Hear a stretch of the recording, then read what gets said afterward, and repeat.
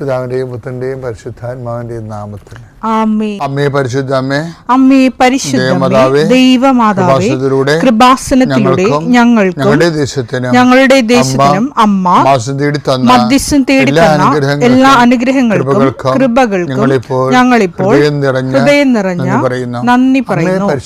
അമ്മേ പരിശുദ്ധമ്മേ, ദൈവമാതാവേ, 2004 ഡിസംബർ 7 ഉച്ചകഴിഞ്ഞ് 2:30 കൃപാസനത്തിൽ സംഭവിച്ച അമ്മയുടെ പ്രത്യക്ഷപ്പെടലിനെ കുറിച്ച് തിരുസഭയ്ക്ക് സമർപ്പിച്ചിരിക്കുന്ന പഠനരേഖകളുടെ മേൽ സഭാത്മകമായ പഠനം ആരംഭിക്കുവാൻ ഞങ്ങൾ പ്രാർത്ഥിക്കുന്നു. അമ്മേ പരിശുദ്ധമേ, ഭൂസ്വർലോകങ്ങളുടെ രാജ്ഞിയായ അങ്ങേയ്ക്ക് ഭൗമസംരക്ഷണത്തിനായി പ്രപഞ്ചപ്രകൃതിയെ തന്നെ തിരുസഭ പ്രതിഷ്ഠിക്കുവാൻ ഈ പ്രത്യക്ഷീകരണം വഴി ഇടയാക്കണമേ. പരിശുദ്ധമേ, ജപമാല മാതാവേ, സകല കൃപാസനം പ്രാർത്ഥനയോടും ചേർത്ത് ഞങ്ങളിപ്പോൾ പ്രാർത്ഥിക്കുന്ന ഈ കുടുംബത്തിന്റെ പ്രത്യേക നിയോഗം പറ മക്കളെ.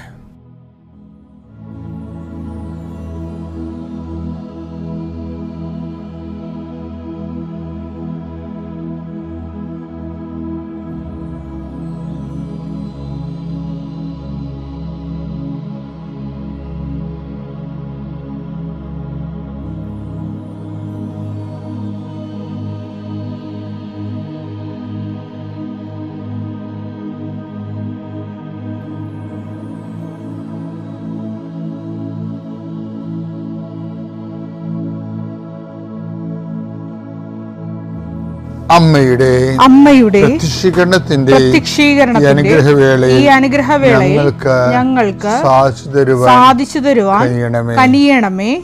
ആമേൻ. കർത്താവേ, നിന്റെ ഉന്നതമായ നാമത്തിന് സ്തോത്രം ചെയ്യുന്നു. കർത്താവേ, നിന്റെ വിശുദ്ധ പൗരോഹിത്യത്തെ മഹത്വപ്പെടുത്തണമേ.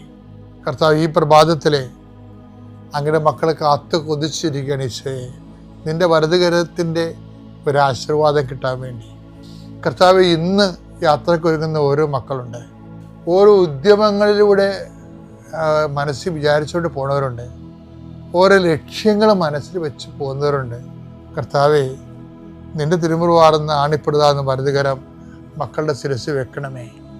അവർ പോകുന്നിടത്തേക്കല്ല, നീ പോകുന്നിടത്തേക്കെല്ലാം ഞാൻ നിന്റെ കൂടെ വരുമെന്ന് കർത്താവ് അങ്ങ് പറഞ്ഞിട്ടുണ്ടല്ലോ ഈശോയെ. അങ്ങയുടെ സഞ്ചാര സാന്നിധ്യം അങ്ങയുടെ മക്കളുടെ കൂടെ ഉണ്ടായിരിക്കണമെന്ന് പ്രാർത്ഥിക്കുന്നു.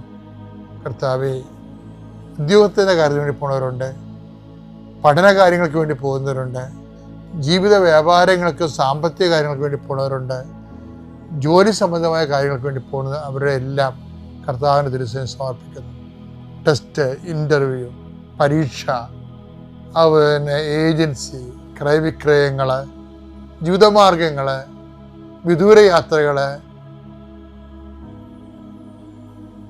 അങ്ങനെ ബന്ധുത്വം മുറക്ക് പോകുന്ന വിവാഹയാത്രകൾ, ഈശോയെ എവിടെയെല്ലാമൊക്കെ പോകുന്നു അവിടെയെല്ലാം അങ്ങയുടെ മക്കളുടെ കൂടെ നീ ഉണ്ടാകണമേ എന്ന് പ്രാർത്ഥിക്കുന്നു. ഇന്നത്തെ മുഴുവൻ യാത്രകളിൽ കർത്താവ് നിൻ്റെ കൂടെ ഉണ്ടാവുകയും മാതാവ് നിൻ്റെ വലതുകരം ഗ്രഹിക്കുകയും സഞ്ചാരി മാതാവ് രാത്രി നീ തിരികെ വരുമ്പോൾ നിന്നെ ആരോഗ്യത്തോടെയും സമാധാനത്തോടെയും സുരക്ഷിതമായി ദൈവം നിന്നെ തിരികെ എത്തിക്കുകയും ചെയ്യട്ടെ. നിത്യം പിതാവും പുത്രനും വിശ്വാസ പ്രമാണം. സർവശക്തനായ പിതാവും ആകാശത്തിന്റെയും ഭൂമിയുടെയും സൃഷ്ടാവുമായ ദൈവത്തിൽ ഞാൻ വിശ്വസിക്കുന്നു. അവിടുത്തെ ഏകപുത്രനും ഞങ്ങളുടെ കർത്താവുമായ ഈശോമിശിഹായിലും ഞാൻ വിശ്വസിക്കുന്നു. ഈ പുത്രൻ പരിശുദ്ധാത്മാവിനാൽ ഗർഭസ്ഥനായി കന്യകാമറിയത്തിൽ നിന്ന് പിറന്ന് പൊന്തിയോസ് പീലാത്തോസിന്റെ കാലത്ത് പീഡകൾ സഹിച്ച് കുരിശിൽ തറയ്ക്കപ്പെട്ട് മരിച്ച് അടക്കപ്പെട്ട് പാതാളങ്ങളിൽ ഇറങ്ങി മരിച്ചവരുടെ ഇടയിൽ നിന്ന് 3-ാം നാൾ ഉയർത്ത് സ്വർഗത്തിലേക്ക് എഴുന്നള്ളി സർവശക്തിയുള്ള പിതാവായ ദൈവത്തിന്റെ വലതുഭാഗത്തിരിക്കുന്നു. അവിടെ നിന്ന് ജീവിക്കുന്നവരെയും മരിച്ചവരെയും വിധിക്കുവാൻ വരുമെന്നും ഞാൻ വിശ്വസിക്കുന്നു. പരിശുദ്ധാത്മാവിലും ഞാൻ വിശ്വസിക്കുന്നു. വിശുദ്ധ കത്തോലിക്കാ സഭയിലും പുണ്യവാന്മാരുടെ ഐക്യത്തിലും പാപങ്ങളുടെ മോചനത്തിലും ശരീരത്തിന്റെ ഉയർപ്പിലും നിത്യമായ ജീവിതത്തിലും ഞാൻ വിശ്വസിക്കുന്നു. ആമേൻ. സ്വർഗ്ഗസ്ഥനായ ഞങ്ങളുടെ പിതാവേ, അങ്ങയുടെ നാമം പൂജിതമാകണമേ. അങ്ങയുടെ രാജ്യം വരണമേ. അങ്ങയുടെ തിരുമനസ് സ്വർഗത്തിലെ പോലെ ഭൂമിയിലും ആകണമേ. അന്നു വേണ്ടുന്ന ആഹാരം ഇന്ന് ഞങ്ങൾക്ക് തരണമേ. ഞങ്ങളോട് തെറ്റ് ചെയ്യുന്നവരോട് ഞങ്ങൾ ക്ഷമിക്കുന്നത് പോലെ ഞങ്ങളുടെ തെറ്റുകൾ ഞങ്ങളോടും ക്ഷമിക്കണമേ. ഞങ്ങളെ പ്രലോഭനത്തിൽ ഉൾപ്പെടുത്തരുതേ, തിന്മയിൽ ഞങ്ങൾ രക്ഷിക്കണമേ. ആമേൻ. നന്മ തെളിഞ്ഞു മറിയമേ, സ്വസ്തി. കർത്താവ് അങ്ങയുടെ കൂടെ സ്ത്രീകളിൽ അങ്ങ് അനുഗ്രഹിക്കപ്പെട്ടവളാകുന്നു. അങ്ങയുടെ ഉദരത്തിൻ ഫലമായി ഈശോ അനുഗ്രഹിക്കപ്പെട്ടവനാകുന്നു. പരിശുദ്ധ മറിയമേ, തമ്പുരാന്റെ അമ്മേ, പാപികളായ ഞങ്ങൾക്ക് വേണ്ടി ഇപ്പോഴും ഞങ്ങളുടെ മരണസമയത്തും തമ്പുരാനോട് അപേക്ഷിക്കണമേ. ആമേൻ. മാനസാന്തരത്തിൻ്റെ 2 തലങ്ങളെയാണ് നമ്മൾ കാണുന്നത്. ഒന്ന് നമ്മൾ എപ്പോഴും കണ്ടിട്ടുള്ളതാണ്, അത് ഞാൻ വീണ്ടും ആവർത്തിക്കാൻ ഉദ്ദേശിക്കണില്ല. അത് ധൂർത്തപുത്രൻ്റെ മാനസാന്തരമാണ്. അത് നമുക്ക് എല്ലാവർക്കും അറിയാം, പച്ചവെള്ളം പോലെ അറിയാവുന്ന കാര്യമാണ്. പക്ഷേ അദ്ദേഹത്തിൻ്റെ മാനസാന്തരത്തിൻ്റെ അകത്ത് വരുന്നൊരു വിഷയമാണ്, അദ്ദേഹം വാക്കാലുള്ളൊരു മാനസാന്തരമാണ്. പുതിയ നിയമത്തിൽ വിശുദ്ധ ലൂക്ക യോഹന്നാനും മാനസാന്തരത്തിൻ്റെ 2 വേർഷൻസ് അവതരിപ്പിക്കുന്നുണ്ട്. ധൂർത്തപുത്രൻ തൻ്റെ തെറ്റുകൾ മനസ്സിലാക്കി ദൈവത്തോട് ഐക്യപ്പെടുന്ന മനുഷ്യൻ്റെ പ്രതീകമായി ഈശോ പറഞ്ഞ കഥയുടെ പ്രധാന കഥാപുരുഷനായിട്ടിരിക്കുകയാണ്. പക്ഷെ അദ്ദേഹം പറയുന്നത് മുഴുവനും ആശയപരമായ കാര്യങ്ങളാണ്. ഞാൻ അങ്ങയ്ക്കും സ്വർഗത്തിനുമെതിരെ പാപം ചെയ്തു, അങ്ങയുടെ പുത്രനെന്ന് പേരിന് പോലും ഞാൻ യോഗ്യനല്ല, അങ്ങയുടെ ദാസ എന്നെ സ്വീകരിക്കണമേ, എല്ലാം വാക്കുകളാണ്. നാളെ അദ്ദേഹം അത് ചെയ്യുമായിരിക്കും. അപ്പം ആ വിശ്വാസത്തിലെടുത്തുകൊണ്ടാണ് കർത്താവിൻ്റെ കഥ മുന്നോട്ട് പോണത്. പക്ഷേ സുവിശേഷത്തിലെ വാക്കുകളൊന്നും പറയാതെ നിശബ്ദമായ പ്രവൃത്തികളിലൂടെ തൻ്റെ മാനസാന്തരം അറിയിക്കുന്ന ഒരാളാണ് ബെഥനിയിലെ മറിയം എന്ന് പറയുന്നത്.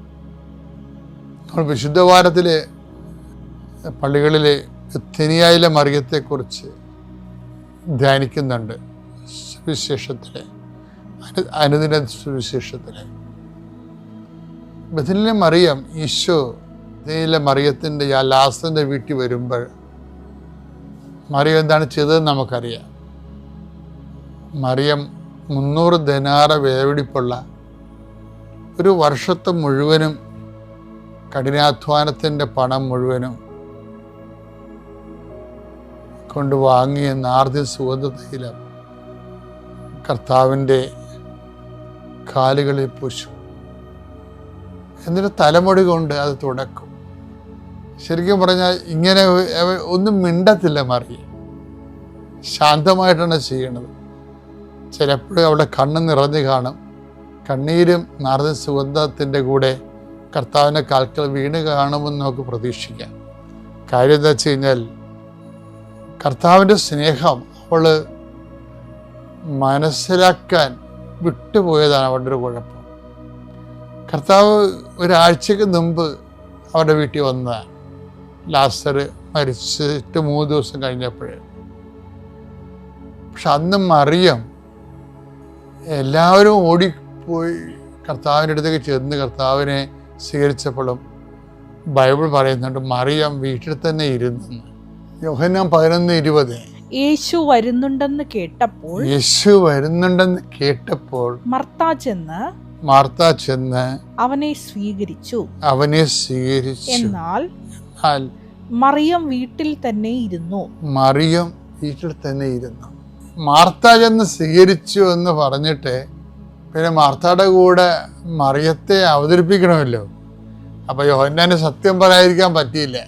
എഡിറ്റ് ചെയ്യാതെ ഒരു നയവും ഇല്ലാതെ യോഹന്നാൻ പറഞ്ഞു മറിയം ഉണ്ടായിരുന്നു, പക്ഷെ മറിയം എഴുന്നേറ്റ് വന്നില്ല. ശരിക്കും പറഞ്ഞാൽ അവൾ എഴുന്നേറ്റ് വന്നില്ല എന്ന് തന്നെയല്ല, അവർക്കൊരു പണിയില്ല, വീട്ടിൽ തന്നെ ഇരുന്നെന്നാണ് പറയണത്. അതിൽ നന്ദികേടായിരുന്നു ശരിക്കും പറഞ്ഞാൽ. ഇവളങ്ങനെ കാണിച്ചത് നമുക്ക് പറയാം കർത്താവിനുള്ള സ്നേഹം കൊണ്ടാണ്. ഇപ്പോൾ കൂടുതൽ സ്നേഹമുള്ളവർ ചില സമയത്ത് കർത്താവ് ലാസർ ക്ഷീണമായിട്ട് കിടന്നപ്പോൾ മാർത്ത ആളയച്ചെങ്കിൽ ഇവരൊത്തിരി പ്രതീക്ഷിച്ചായിരുന്നു കർത്താവ് വരുമെന്ന് പ്രതീക്ഷിച്ചു. അപ്പം ചില പറഞ്ഞ് അപ്പം അവസാനം വരാതെ മരിച്ചു പോയില്ലേ. അപ്പം ആൾക്കാർ പറഞ്ഞ അടക്കത്തിനെങ്കിലും ഈശോ വരാതിരിക്കത്തില്ല എന്ന്. അപ്പോൾ ഇവർ രണ്ടുപേരും ഒത്തിരി കണ്ണ് നൊന്ത് കൊതിച്ചുകൊണ്ടിരിക്കുകയായിരുന്നു. കാര്യം എന്തെല്ലാം സംഭവിച്ചാലും ഈശോ വന്ന അവരുടെ ഒരു ഏറ്റവും കണ്ണീരിൻ്റെ ഒരു സമയമാണ്. അവർക്ക് പിടിച്ചു നിൽക്കാൻ പറ്റുമോ? പക്ഷേ ഈശോ വന്നില്ല. അതുകൊണ്ട് മറിയത്തിന് ഭയങ്കര സങ്കടവും ഉള്ളിലെ ദേഷ്യമാണ്. അതുകൊണ്ടാണ് അവൾ വരാതിരുന്നത്. പക്ഷെ നമുക്ക് അങ്ങനെയൊക്കെ കാണിക്കാം, പക്ഷെ ഈശോയോട് കാണിക്കാൻ പറ്റത്തില്ല. നമ്മുടെ ഈശോ എന്ത് ചെയ്യുമെന്ന് നമുക്കൊരു പിടിയില്ല. അതാണ് പ്രശ്നം. ഇവൾ വിചാരിച്ചത് ഇത് കുഴിച്ചു മുഴിയപ്പോൾ ലാസറിൻ്റെ സംഭവം തീർന്നെന്നാണ്. കാര്യം ഈശോ വന്നില്ലല്ലോ. നമ്മുടെ പലപ്പോഴും നമുക്ക് വരുന്നൊരു അബദ്ധം, ചില ആൾക്കാർ ദൈവത്തിൽ നിന്ന് ഇങ്ങനെ ചിലർ കുടുംബ പ്രാർത്ഥന നടത്തുമ്പോൾ എന്നാത്തിനാ പ്രാർത്ഥിച്ചിട്ട് ഇതല്ലേ ഗതി എന്നും പറഞ്ഞുകൊണ്ട് എന്തെങ്കിലും ഇപ്പോൾ അഡ്മിഷൻ കിട്ടിയില്ലെങ്കിലാ, കോളേജിൽ അല്ലെങ്കിൽ വിസ പാസ്സായില്ലെങ്കിലാ ഉടനെ ഇവർ ദൈവത്തോട് ഇതുപോലെയുള്ള ഒരു സ്ട്രൈക്ക് കാണിക്കും. എന്നാത്തിനാ പ്രാർത്ഥിച്ചു, എല്ലാവരും കയറിപ്പോയി, ഞാൻ മാത്രം കരയിലായെന്ന് പറയും. അപ്പോൾ അതിൻ്റെ വരുന്ന വിഷയം എന്ന് വെച്ച് കഴിഞ്ഞാൽ, നീ ഈ ടൈപ്പാണെന്ന് ദൈവത്തിന് നേരത്തെ അറിയാമല്ലോ. അതാണ് ഏറ്റവും വലിയ. നിങ്ങൾ ദൈവത്തിൻ്റെ അടുത്ത് അഭ്യാസം കാണിക്കാൻ നിൽക്കരുത്. കാര്യം നിങ്ങളിപ്പോൾ ഇങ്ങനെ പറയാമെന്ന് ദൈവത്തിന് നേരത്തെ അറിയാം. പക്ഷെ ഒരു കാര്യമുണ്ട്, നിങ്ങൾ പറയുന്ന പാട്ട് നിൽക്കത്തില്ല ഇത്. കാര്യം എന്താ? ഈശോയ്ക്ക് അറിയാം എപ്പോഴാണ് വരേണ്ടതെന്ന്. നിനക്ക് എപ്പോഴാണ് ജോലി കിട്ടേണ്ടത്, നീ എപ്പോഴാണ് കിട്ടേണ്ടത്, നിനക്ക് എപ്പോഴാണ് കുഞ്ഞുങ്ങളുണ്ടാവേണ്ടത്, എല്ലാം ദൈവത്തിനൊരു കണക്കുണ്ട്. ശരിക്കും ദൈവത്തിൻ്റെ മനസ്സിലെ കണക്കിനോട് യോജിക്കാൻ പറ്റുമെന്നുണ്ടെങ്കിൽ നമുക്ക് ടെൻഷൻ ഇല്ല ശരിക്കും പറഞ്ഞാൽ. പക്ഷെ അങ്ങനെ നമ്മുടെ മനസ്സ് നമ്മൾ ട്രെയിൻ ചെയ്തിട്ടില്ലല്ലോ. അതുകൊണ്ട് വേറെ ആൾക്കാരുടെ മനസ്സിലാണ് നമ്മുടെ ഈ ടെൻഷൻ എന്ന് പറഞ്ഞാൽ എന്താ? അവർക്ക് ജോലി കിട്ടി, അവർ കെട്ടിപ്പോയി, ഇവർക്ക് വിസ കിട്ടി എന്നും പറഞ്ഞുകൊണ്ട് നാട്ടുകാരുണ്ടാക്കുന്ന ടെൻഷനല്ലേ ശരിക്കും പറഞ്ഞാൽ. ദൈവം ഉണ്ടാക്കണം അല്ലല്ലോ. നാട്ടുകാരുണ്ടാക്കുന്ന ടെൻഷന് ദൈവം എന്ത് ചെയ്യാനാ? നിനക്ക് ബുദ്ധിയും ബോധവും ഇല്ലാത്ത കൊണ്ട് നീ അവിടെ കൂടെ ചടിയതല്ലേ. ഇതുപോലെ ഉള്ള സംഭവമാണ് മറിയവും കെറിയിക്കുക എന്നൊക്കെ പറയുന്നത് ഒരു ആലപ്പുഴ ലാംഗ്വേജാണെന്ന് തോന്നുന്നത്. എന്ന് വെച്ച് കഴിഞ്ഞാൽ ഇങ്ങനെ ആൾക്കാർ മനസ്സ് നീരസമായിട്ട് മാറി നിൽക്കത്തില്ല, സഹകരിക്കാതെ. അതിന് ഈ നാട്ടിൽ പറയുന്നൊരു വാക്കാണത്. എല്ലാവർക്കും അതറിയാമെന്ന് അറിയത്തില്ല. എന്തായാലും ഇതാണ് സംഭവം. പക്ഷെ നമ്മളും ഇതുപോലെ നമ്മൾ കാണിക്കും ദൈവത്തോട്. എന്തെങ്കിലും മകളുടെ കല്യാണം നമ്മൾ ആ ചെറുക്കൻ നല്ല ചെറുക്കനായിരുന്നു, ആ ചെറുക്കൻ നല്ല ചെറുക്കനാണ്, ഇവളെ പിടിച്ചാൽ മതിയായിരുന്നു. അപ്പോൾ ഇവളാണെങ്കിൽ കൊമ്പത്തെ ആളാണെന്ന് പറഞ്ഞ് ചെറുക്കൻ വരുന്ന കാണുമ്പോൾ ഇവൾ വലിയ സ്റ്റൈല് കാണിക്കും. അങ്ങനെ ആ കല്യാണം പോയി കിട്ടി.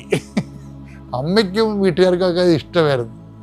പിന്നെ ഇത് വെച്ച് ഇവളുടെ കടുത്തേക്ക് കയറാനായി, എന്നപ്പോൾ നിങ്ങൾ എന്നെ കെട്ടിക്കണേ കാണുന്ന ഇവളുമായി. ഇങ്ങനെ പച്ചയായ മനുഷ്യൻ ഭ്രാന്തനായ മനുഷ്യനാണ്. പച്ചയായ മനുഷ്യനാണ്, പക്ഷെ പച്ചയായ മനുഷ്യൻ ഭ്രാന്തനായ മനുഷ്യനാണ് ചിലർ. ഇവളും അതുപോലെ തന്നെ അഭ്യാസം കാണിച്ചു. കാലം തള്ളിപ്പോയി അറിഞ്ഞില്ല. അപ്പോൾ ദൈവത്തിനല്ല നിങ്ങൾ കുറ്റം പറയേണ്ടത്.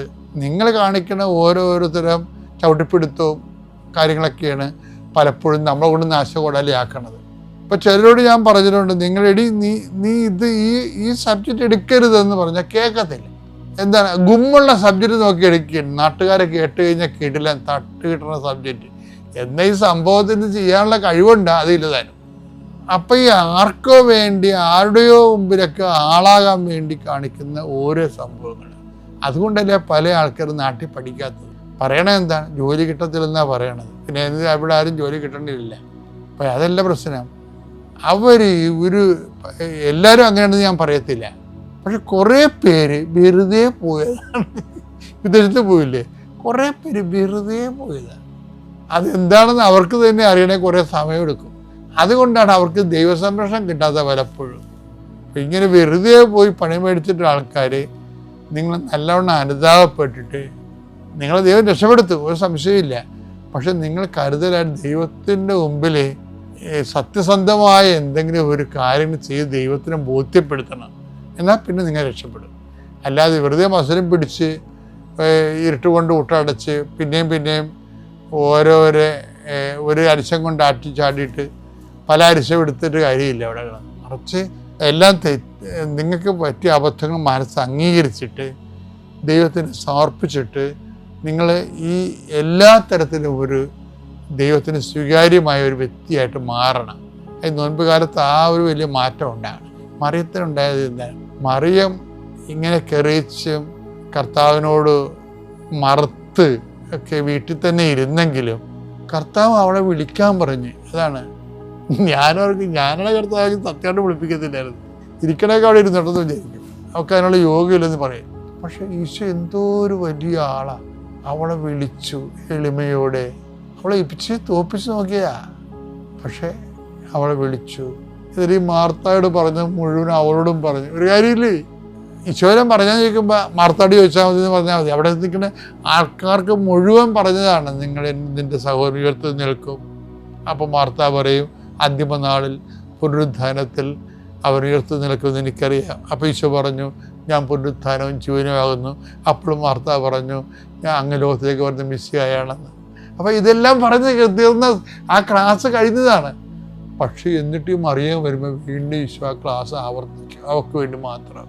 എന്ത് ഈശോനെ നമുക്കൊരു പിടിയില്ല, അത്രക്ക് സൂപ്പറാണ്.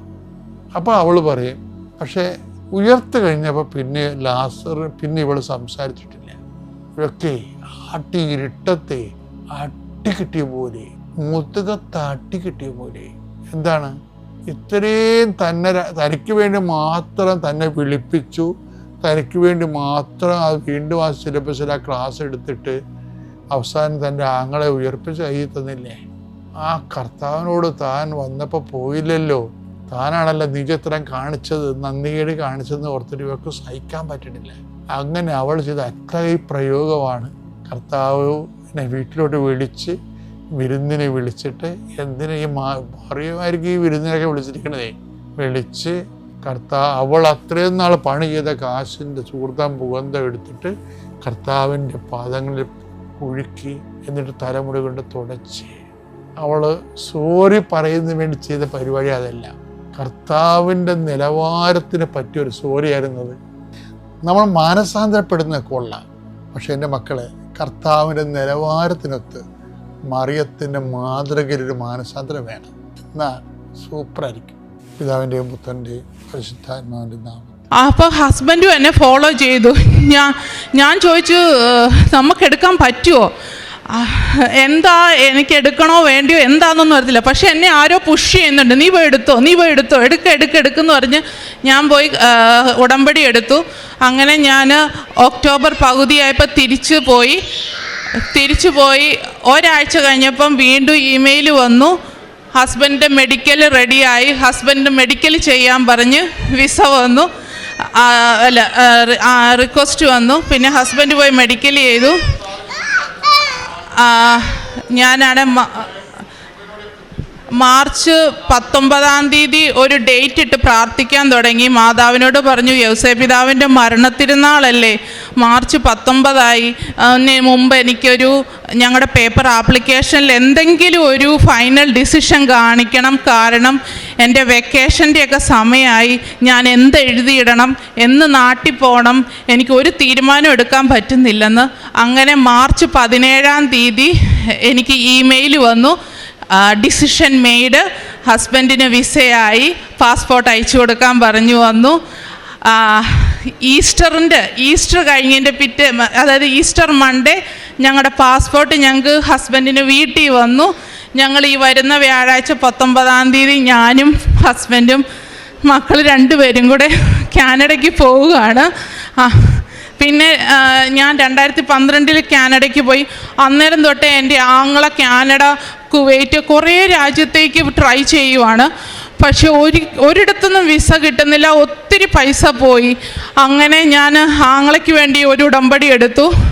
ക്രിസ്മസിന് മുമ്പ് ആങ്ങളയ്ക്ക് UK വിസയും വന്നു. പിന്നെ എൻ്റെ മോന് 3 വയസ്സായിട്ടും മോന് സംസാരിക്കാൻ പുറകോട്ടായിരുന്നു. ജസ്റ്റ് അപ്പ അമ്മ, അപ്പച്ച അമ്മ ഇത്രയൊക്കെ പറയത്തുള്ളായിരുന്നു. ഇവിടെ നിന്ന് ഞാൻ ഉടമ്പടി തൈലവും തേൻ അവൻ്റെ മേൽച്ചുണ്ടിൻ്റെ മുകളിൽ തൊട്ട് കൊടുക്കുമായിരുന്നു. അപ്പോൾ അവൻ തന്നെ അതിങ്ങനെ ലിക്ക് ചെയ്തെടുത്തു. ഇപ്പോൾ അവൻ ഒരു സെൻറ്റൻസ് ഫുള്ളായിട്ട് പറയും. പിന്നെ ഞാൻ എൻ്റെ മോൾ അവിടെ കാനഡയിൽ ഉണ്ടായത് 2019 അവൾ ഉണ്ടായി കഴിഞ്ഞപ്പം 2 ദിവസം കഴിഞ്ഞപ്പം അവിടെ ചെവിയുടെ ഹിയറിങ്, ഐസിൻ്റെയൊക്കെ എക്സാമിനേഷൻ നടത്തും ഡോക്ടേഴ്സ്. അത് ചെയ്തപ്പോൾ അവർ പറഞ്ഞു, കുഞ്ഞിന് ചെവി കേൾക്കുന്നില്ല, ഞങ്ങൾക്ക് ഇതിൻ്റെ എന്താ പറ്റിയെന്ന് അറിയത്തില്ല. എന്തായാലും കൊച്ചൊന്നും റെസ്പോണ്ട് ചെയ്യുന്നില്ല, സൗണ്ടിനോട് റെസ്പോണ്ട് ചെയ്യുന്നില്ല. നിനക്ക് ക്രിസ്മസിന് മുമ്പ്, അതായത് ഡിസംബർ 24-ാം തീയതിക്കുള്ളിൽ ഞങ്ങളുടെ കോള് വന്നില്ലെങ്കിൽ അതിൻ്റെ അർത്ഥം കൊച്ച് ഓക്കെ ആണെന്നാണ്. പക്ഷേ ഡിസംബർ 24-ാം തീയതി ഉച്ച കഴിഞ്ഞപ്പോൾ എനിക്ക് കോള് വന്നു, നിൻ്റെ കുഞ്ഞിൻ്റെ ചെവിക്ക് എന്തോ പ്രശ്നമുണ്ട്, അതുകൊണ്ട് നീ എത്രയും പെട്ടെന്ന് സ്പെഷ്യാലിറ്റി, അതായത് വിനിപെഗിലുള്ള ഒരു 100 കിലോമീറ്റർ ഞാൻ ഡ്രൈവ് ചെയ്ത് കുഞ്ഞുമായിട്ട് ചെല്ലണം. അന്നൊക്കെ അവിടെ -45ഒക്കെയാണ്. ഈ ന്യൂ ഇയർ കഴിഞ്ഞ് ചെല്ലണമെന്ന് അവർ പറഞ്ഞു. അപ്പം എൻ്റെ അമ്മയാണ് എന്നോട് കൃപാസനത്തെക്കുറിച്ച് ആദ്യമായിട്ട് എനിക്ക് പറഞ്ഞു തരുന്നത്.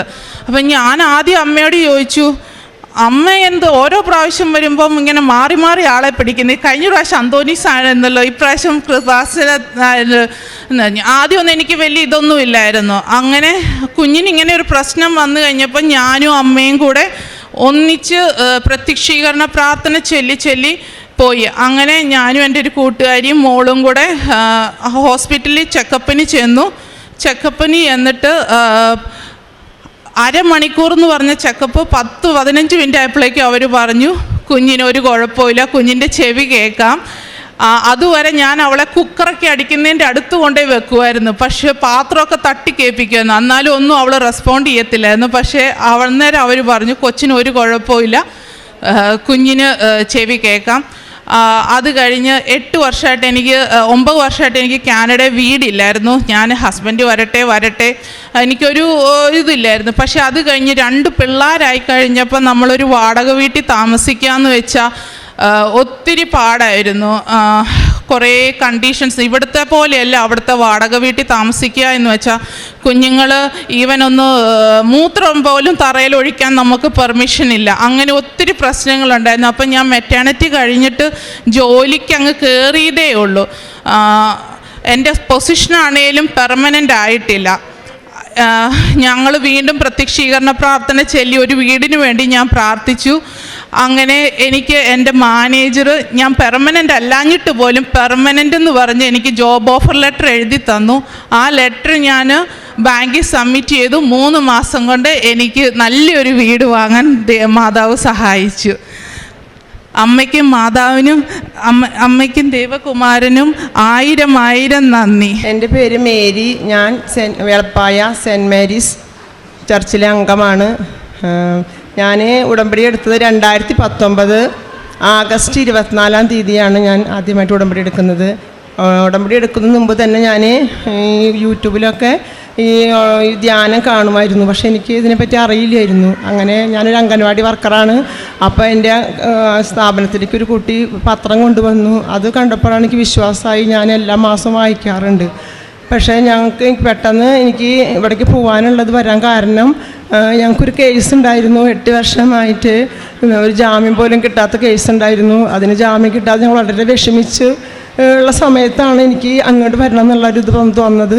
അങ്ങനെ ഞാനിവിടെ വരികയും ഞങ്ങൾക്ക് അത്ഭുതകരമായി ബന്ധുക്കൾ ആരും ഞങ്ങൾക്കൊരു നികുതി വെച്ച കള്ളാസ് തന്ന് ഞങ്ങളെ സഹായിക്കാൻ തയ്യാറില്ലാത്ത അവസരത്തിൽ ഞാൻ മാതാവിനടുത്ത് നന്നായി പ്രാർത്ഥിച്ചു. മാതാവേ, അമ്മ മാത്രമാണ് ഞങ്ങൾക്കിത് സാധിച്ചു തരുന്ന അമ്മയോട് പ്രാർത്ഥിച്ചതിൻ്റെ ഫലമായിട്ട് എനിക്ക് തന്നെ ജാമ്യം നിൽക്കാനായി സാധിച്ച് അതിൽ നിന്ന് ഞങ്ങൾ രക്ഷപ്പെട്ടു.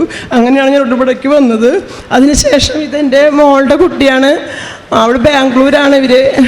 അവർക്ക് വലിയ വിശ്വാസമൊന്നുമില്ല. ഞാൻ രാവിലെ എനിക്ക് പ്രാർത്ഥിക്കുമ്പോഴൊക്കെ അമ്മയ്ക്ക് എന്തിൻ്റെ കേടാ, അമ്മ എന്തിന് ഇത്ര നേരത്തൊക്കെ എനിക്കിരുന്നൊക്കെ പറഞ്ഞിരുന്നതാണ്.